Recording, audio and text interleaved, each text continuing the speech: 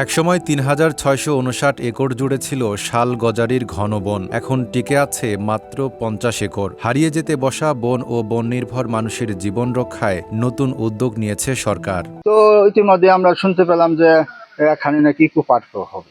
Eco park বলতে তো আসলে এটুকু নিয়ে আমরা বুঝি যে এখানে একটা বাউন্ডারির মতো একটা বেড়া হবে এবং ওই বাউন্ডারির ভিতরে কোনো লোক যেতে পারবে না।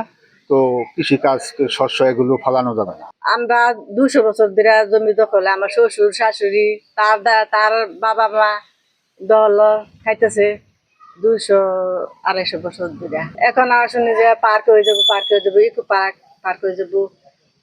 আমরা না খামুকি। ময়মনসিংহের ফুলবাড়িয়ার সন্তোষপুর কয়েক দশক আগেও ঘন বনে ঢাকা ছিল এলাকা। বন উজাড়, বসতি ও কৃষির বিস্তারে কমেছে প্রাকৃতিক বন। তবে বন বিভাগের জমিতে সামাজিক বনায়নের সঙ্গে যুক্ত প্রায় ১,৫০০ মানুষ গাছের পরিচর্যার পাশাপাশি আনারস, হলুদ, কলা ও লেবু সহ নানা ফসল চাষ করছেন। 1 একরের মতো নিচি নিয়ে এই লিস্ট নিয়ে চাষবাস করতেছি। কি চাষ করেন? এই কলা চাষ করি, আনারস বাগান চাষ করি। এগুলি করিয়া মানে আমারও ফ্যামিলি চলতেছে। যারা খ্যাতি করছে তাগর তো যাই কিছু টাকা পয়সা দেই, এগারো ফ্যামিলি চলতেছে। এইভাবেই চলি। এখন যদি সরকার এটা নেওয়া জায়গা, তাহলে আমার চলার কোনো পথ আছে? ইকো পার্কে করতে চাইতেছে। এখন আমরা সরকারের কাছে কি চাই? আঙ্গর চাওয়া একটাই, যে আমরা এগুলি আবার যদি বন্ধ হয়ে যায় তাহলে আমরা কই যাব? আমরা কি করে খাবো? আমগর এরা কি খাওয়াবা করে? ইকো পার্ক ঘোষণার পর উচ্ছেদ ও জীবিকা হারানোর শঙ্কা তৈরি হয়েছে স্থানীয়দের মধ্যে। ইকো পার্কে করবো এগুলো শুনি, তাহলে আমরা কই যাবো, কই থাকবো, তাহলে আমার চিন্তা না।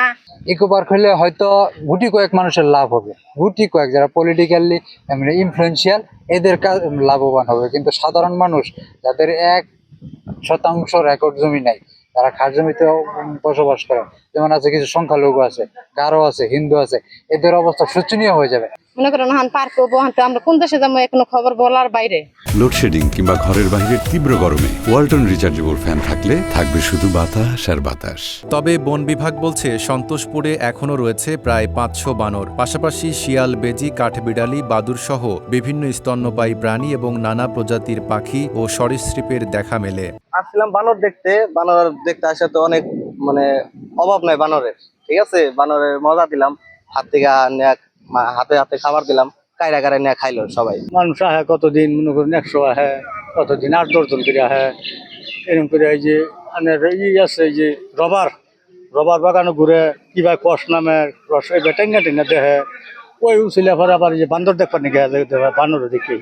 বন ও জীববৈচিত্র্য রক্ষায় গত ৩ আগস্ট ৫৬৫.৪৫ একর সংরক্ষিত বনভূমিকে ইকো পার্ক ঘোষণা করা হয়। পরিকল্পনায় রয়েছে সীমানা প্রাচীর, প্রধান ফটক, টিকিট কাউন্টার, পর্যবেক্ষণ টাওয়ার ও তথ্য কেন্দ্র স্থাপনের।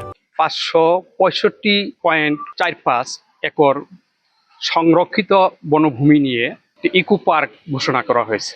আমি মনে করি ইকো পার্ক এখানে হলে শিক্ষা বিনোদনের একটা সুযোগ সৃষ্টি হবে। এখানে ছাত্রছাত্রীরা আসা এখানে বিভিন্ন ধরনের শিক্ষানো অধ্যয়ন করতে পারবেন, জ্ঞান লাভ করতে পারবেন। যোগাযোগ ব্যবস্থা ভালো হবে। হ্যাঁ, পর্যটনের জন্য তারা আসবে এবং যোগাযোগ ব্যবস্থা ভালো হবে। সেই সাথে রাস্তাঘাটের যোগাযোগ ব্যবস্থা পাকাকরণ করা হবে, বিভিন্ন ধরনের অবকাঠামো হবে এখানে। তবে পর্যটন অবকাঠামো তৈরি করতে গিয়ে বন ও বন্যপ্রাণীর আবাসস্থল যেন ক্ষতিগ্রস্ত না হয়, সেই দাবি বিশেষজ্ঞদের। বন বিভাগের আশ্বাস, স্থানীয় মানুষকে সঙ্গে নিয়েই হবে উন্নয়ন, করা হবে না উচ্ছেদ। জনগণের বিপরীতে কিছু করবে বলে আমরা আশা করি না, এবং জনগণকে এখানে আতঙ্কগ্রস্ত হওয়ার কোনো কারণ নেই। জনগণকে নিয়েই তো সরকার, এবং যে এমন কোনো কাজ সরকার করবে না নিশ্চয়ই আপনার জনগণকে আতঙ্কিত হওয়ার মতো কিছু আছে বলে আমি মনে করি না। আর আমরা যেখানে অলরেডি সেখানে আপনারা জানেন বিশ্বব্যাংকের অর্থায়নে একটি সুফল প্রকল্প হয়েছে, সেখানে জনগণকে সাথে নিয়ে আমরা অংশীদারিত্বমূলক পার্টিসিপেটরি প্লান্টেশন করেছি। সেখানে আমাদের অংশীদার আছে, দে আর পার্ট অফ প্লান্টেশন। সুতরাং তাদেরকে উচ্ছেদ করা বা তাদেরকে বাস্তুচ্যুত করা বা তাদেরকে করা, এটা কোনো পরিকল্পনা আমার জানা নেই এবং এটা হওয়ার কথা না। বনভূমি যেটা তৈরি হবে তার ভেতরে কিন্তু আমার বন্য প্রাণীর জন্য একটা অবাধ বিচরণের বাসস্থান তৈরি করার, আমি যে কথাটির আগেও বলে এসেছি, একটা কোর জোন, সেই কোর জোনের মধ্যে আমার বন্যপ্রাণী যেগুলো রয়েছে, সরীসৃপ যেগুলো রয়েছে, পাখি যেগুলো রয়েছে, তাদের জন্য আবাসস্থল তৈরি করে দেয়া। আবাসস্থল তারা নিজেরাই তৈরি করে নিতে পারবে। আমাদের টার্গেটটা হচ্ছে আমরা কোনো মতেই তাদেরকে বিরক্ত করব না, তারা যেন সেই জায়গাটুকুর ভিতরে একটা অভয়ারণ্যের মতো বা স্যাংচুয়ারির মতো ভিতরে বসবাস করতে পারে। আপনি যাই করেন না কেন, কোনোভাবেই সেই এলাকার বনাঞ্চলটাকে এবং সেই বনাঞ্চলে বিদ্যমান যেসব উদ্ভিদ প্রাণী রয়েছে সেগুলোর কোনো ক্ষতি করা যাবে না। এগুলো হচ্ছে মূল একটি কনসেপ্ট ইকো পার্কের ক্ষেত্রে। আসলে এখানে কারো ক্ষতি হবে না, বরং যারা ওখানকার বাসিন্দা আছে তাদেরকে সরকার অবশ্যই যথাযথভাবে তাদের বসতি সেখানে থাকবে, তাদেরকে সাথে নিয়েই তাদের অধিকারকে সংরক্ষণ করেই এখানে আসলে ইকো পার্ক হবে। এই মিথ্যা একটা অপবাদ অপপ্রচার ছড়ানো হচ্ছে, এটা আমি মনে করি যে ফুলবাড়িয়াবাসী সবাইকে সতর্ক হওয়া দরকার। সন্তোষপুরে ইকো পার্ক বন রক্ষায় নতুন সম্ভাবনা তৈরি করেছে। এখন প্রকৃতি সংরক্ষণের পাশাপাশি বন নির্ভর মানুষের জীবিকা কতটা নিরাপদ থাকে সেটি বড় প্রশ্ন। Desk report, Dhaka post.